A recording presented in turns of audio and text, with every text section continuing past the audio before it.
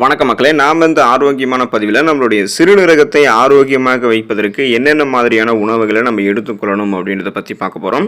சிறுநீரகங்கள் தான் உடலுக்கு தேவையான தாது உப்புக்கள் சத்துக்களை பிரித்து கழிவுகளை மட்டும் சிறுநீராக உருவாக்கி வெளியேற்றுது. எனவே ஒருவரினுடைய சிறுநீரகம் பாதிக்கப்படும் போது ரத்தத்தில் கழிவுகள் கலந்து போயிடுறதுக்கு வாய்ப்புகள் இருக்குது.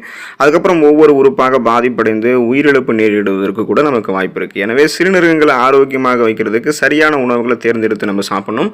அந்த உணவுகளை பற்றி விளக்கமாக பார்க்கலாம். அதை பற்றி பார்க்குறதுக்கு முன்னாடி இந்த வீடியோவுக்கு மட்டும் ஒரு லைக் கொடுத்துட்டு இந்த தகவலை உங்களுக்கு தெரிஞ்சவங்களுக்கும் ஷேர் பண்ணிவிடுங்க.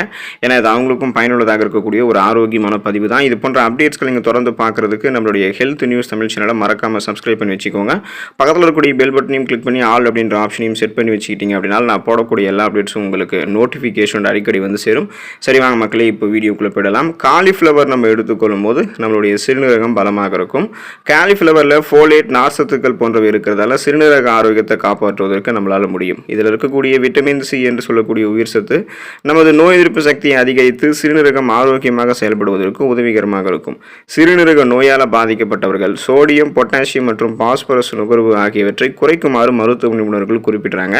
அதனால் இந்த தாதுக்கள் இந்த சிக்கலை அதிகரிச்சிடும். அப்போது காலிஃப்ளவர் எடுத்துக்கிட்டிங்கன்னா இதில் இருக்கக்கூடிய இந்த சத்துக்கள், அதாவது இந்த தாதுக்கள் குறைந்த அளவு இருக்கிறதால உருளைக்கிழங்குக்கு பதிலாக நீங்கள் காலிஃப்ளவரை மாற்றுவது உங்களுடைய சிறுநீரக ஆரோக்கியத்தை உயர்த்துவதற்கான சிறந்த ஒரு வழியாக இருக்கும். ஸோ சிறுநீரகம் சார்ந்த பிரச்சனை எதுவும் வராமல் தடுப்பதற்கும் குணப்படுத்திக் கொள்வதற்கும் காலிஃப்ளவரை எடுத்துக்கலாம். முட்டைக்கோஸ் நம்ம எடுத்துக்கொண்டோம் அப்படின்னா நம்மளுடைய சிறுநீரகம் பலமாக இருக்கும். முட்டைக்கோஸில் பைட்டோ கெமிக்கல்ஸ்கள் நிறைந்திருக்கு. இது ஃப்ரீ ரேடிக்கல்ஸ் என்று சொல்லக்கூடிய தீங்கு விளைவிக்கக்கூடிய செல் பரவல், அந்த ஆக்சிஜனேற்ற அழுத்தத்தை குறைக்கிறதுக்கு ஹெல்ப் பண்ணுது.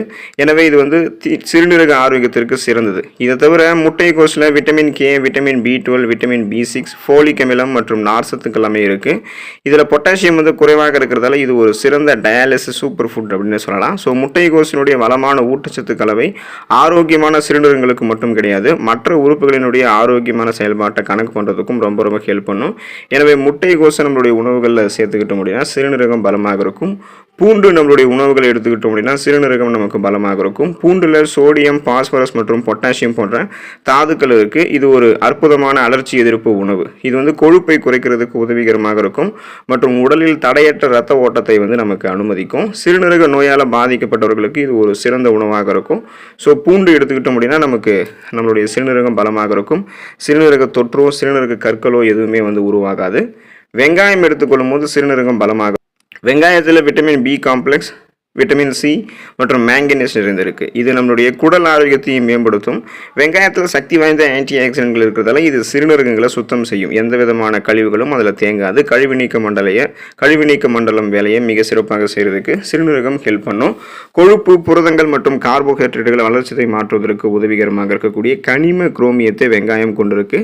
எனவே வெங்காயத்தை பச்சையாகவோ அல்லது சமைத்தோ உட்கொள்வது ஆரோக்கியமான சிறுநீரகத்தை பராமரிக்க உதவும். எனவே அன்றாடம் தொடர்ந்து நம்மளுடைய உணவுகளை வெங்காயத்தை சேர்க்கும் போது சிறுநீரகம் பலம் பெற ஆரம்பிக்கும்.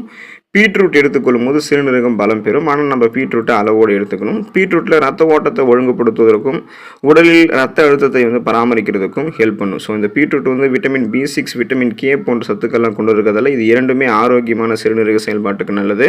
ஆனால் நம்ம அளவோடு சாப்பிடணும். அளவுக்கு அதிகமாக சாப்பிட முடியும்னா அதில் இருக்கக்கூடிய அந்த கால்சியம் ஆக்சலேட்டுகள் நமக்கு சிறுநீரக கற்களை உருவாகக்கூடிய வாய்ப்பும் இருக்குது. ஸோ அளவோடு நம்ம எடுத்துக்கணும். முள்ளங்கி எடுத்துக்கொண்டோம் அப்படின்னா சிறுநீரகம் பலம் பெற ஆரம்பிக்கும். முள்ளங்கியில் ஆன்டி ஆக்சிடென்ட்கள், ஊட்டச்சத்துக்கள் இருந்திருக்கு. இதில் பொட்டாசியம், பாஸ்பரஸ் குறைவாக இருக்குது. எனவே முள்ளங்கியை சமைத்து சாப்பிடுவதில் நம்மளுடைய உடலுக்கு கூடுதல் சிறுநீரகத்தை பார்த்தோம் அப்படின்னா கூடுதலாக சிறுநீரக ஆரோக்கியத்தை நமக்கு கொடுக்கும் முள்ளங்கி. குறிப்பாக இந்த கோடை காலங்கள்லாம் நமக்கு முள்ளங்கி எடுத்துக்கிட்டோம்னா அந்த கழிவு நீக்க மண்டல வேலையை சிறுநீரகம் சிறப்பாக செய்யும்.